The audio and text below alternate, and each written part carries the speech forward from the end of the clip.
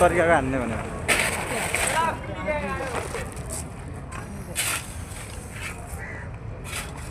toilet चाहिँ नदेखाइदिइहालौँ भनेर मात्रै हो नत्र ढ्याक्कै यो महानगरको टोइलेट भनेर देखाइदिइहाल्थेँ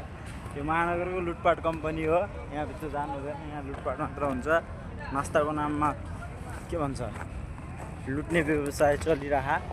यो चाहिँ हाम्रो इबी गाडीहरूको यसो मर्मतका लागि बनाइएको यो चाहिँ हाम्रो नास्ताका लागि लुटपाट कम्पनी अनि म जहाँ म एक दिन लुटिएर बसेको मान्छे धेरै दिन लुट्न मन नभएर भनौँ